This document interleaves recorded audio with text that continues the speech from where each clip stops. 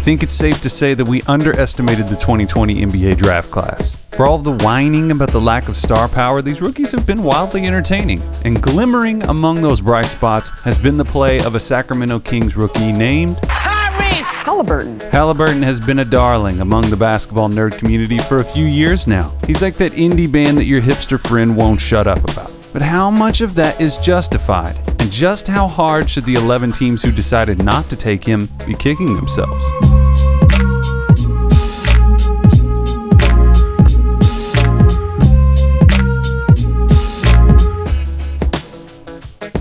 For all of the excitement, the Kings have tried their best to bring Tyrese Haliburton along slowly this season. He's only started 2 games, and the counting stats aren't eye-popping, but they're still pretty damn good. So far this season, he's averaging 13.2 points per game, 3.6 rebounds, and 5.4 assists. In a way, Tyrese gives me visions of the younger iterations of Sean Livingston, or a more scoring-enabled version of Lonzo Ball. He isn't an overtly dominant player, but his style of play is instrumental to winning basketball. There's an uncommon, refined maturity to the way that he approaches the game. He's the Marie Kondo of basketball players for a couple of reasons. First, Haliburton's on-court vibe seems to inspire joy. He's engaging, warm, but he also comes off as intensely confident in himself and in his teammates. And second, his offensive production is very defined and tidy. He's extremely efficient for a rookie, much less a rookie guard who has the ball in his hands a lot. As much as it pains me to be a nerd who ruins basketball with advanced stats that contextualize what I also see with my eyes, there have only been 2 rookies in the history of the NBA who have carried an assist percentage of over 20%, a usage rate of under 20%, and also maintained a true shooting percentage over 60. The first player is Ty Lawson, who is better than people remember, and the other is Tyrese Haliburton. Among wings, he leads the NBA in assists to usage. He's like a steady rhythm guitarist in an R&B band. Never doing too much, but when you throw it to him, he manages to say a lot without overdoing it. That, to me, is Tyrese Haliburton in a nutshell. He serves the f***ing song, and his willingness to share and his feel for playmaking are big reasons why. Although Haliburton is fearless, and he does enjoy some razzle-dazzle, I wouldn't say that he's as wild or colorful an experimenter as LaMelo Ball, the other notable playmaker in the 2020 draft. Tyrese is already fantastic at something that I call crowbarring, which is a term that I created that no one will adopt. It's the act of manipulating the defense with some kind of simple misdirection to pry open a passing window. He does this constantly.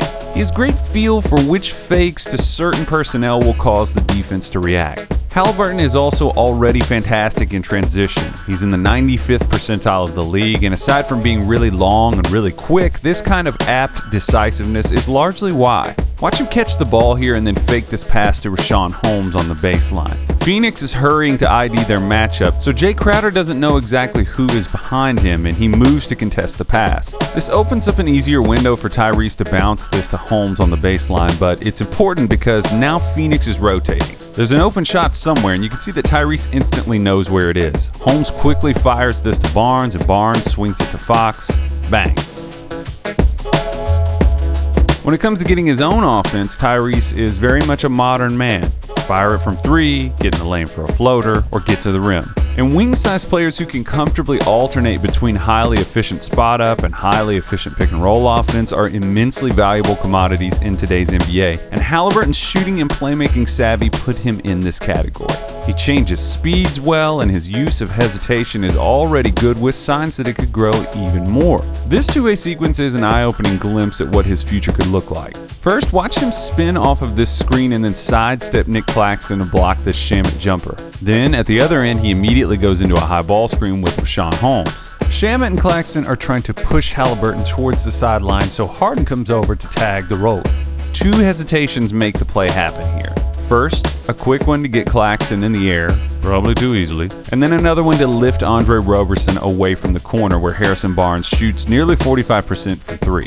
Bang. Prior to entering the league, it was popular to glance at Haliburton's shot mechanics and then glance at the rigorous pace of the NBA and say, that just ain't gonna work. Although Tyrese's shot is slightly unusual and it could factor into his ceiling, that was a lazy take at the time and it's a lazy take now.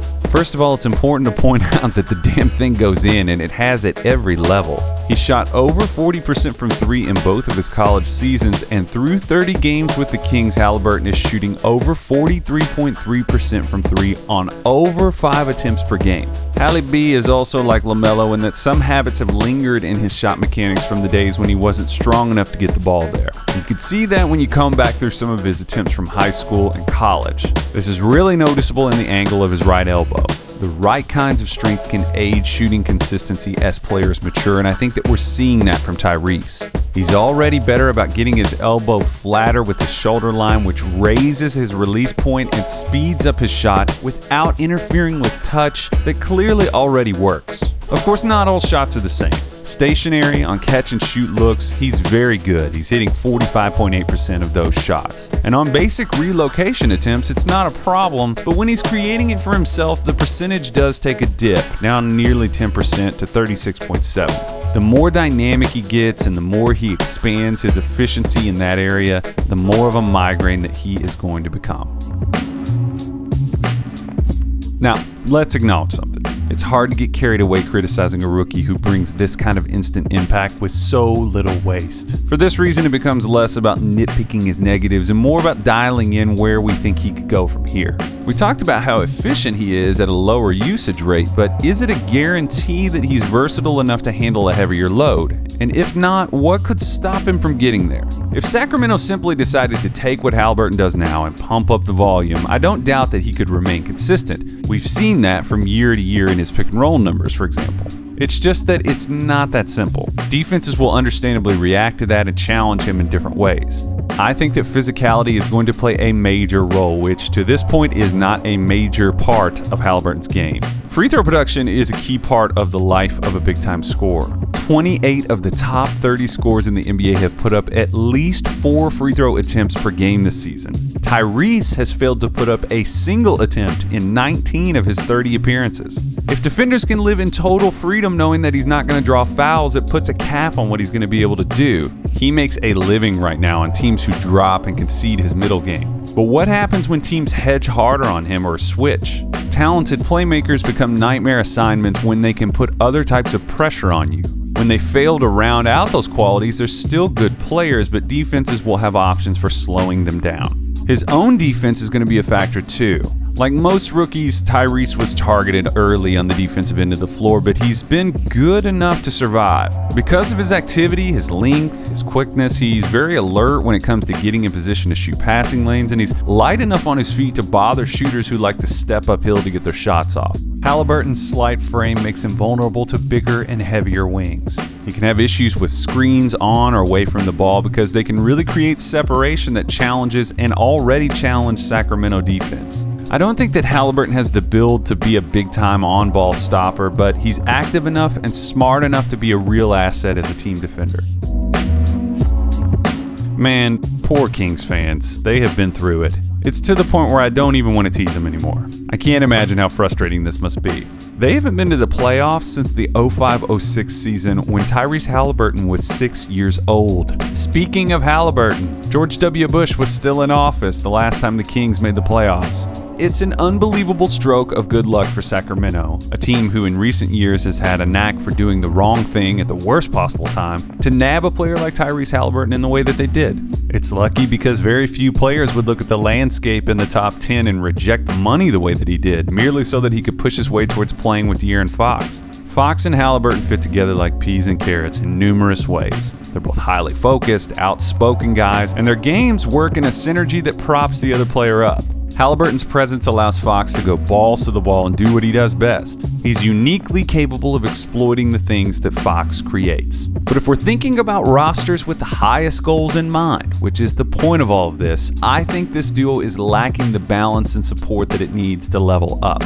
I think that they need another big piece. And that is painful when you think about the fact that they blew it with the 2018 draft. That's all I'm going to say about that. As of now, they are middling offensively, and they are the worst defensive team in the NBA. Last in points per possession allowed in transition and in the half court overall.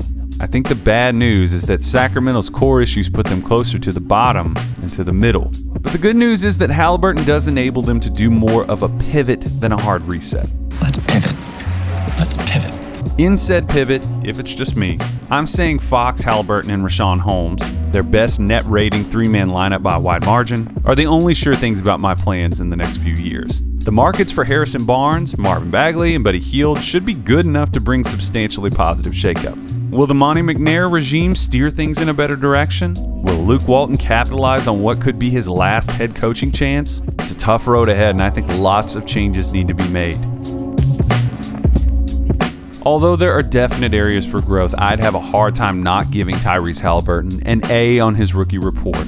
I'm a big fan of Tyrese Haliburton, if you can't tell, and I have been for quite some time. I think that he's the type of player who seems destined to be a part of great teams at some point in his career. I'm unsure and leaning skeptical about Tyrese reaching that top tier of player in the NBA, a bona fide team-carrying superstar. But hey, maybe I'm making the mistake that many coaches, evaluators, and writers have made in the past. Underestimation has been a through line of Haliburton's basketball life, and when it comes to gauging just how high he can actually climb, I am not especially inclined to bet against him. Let me know if you agree.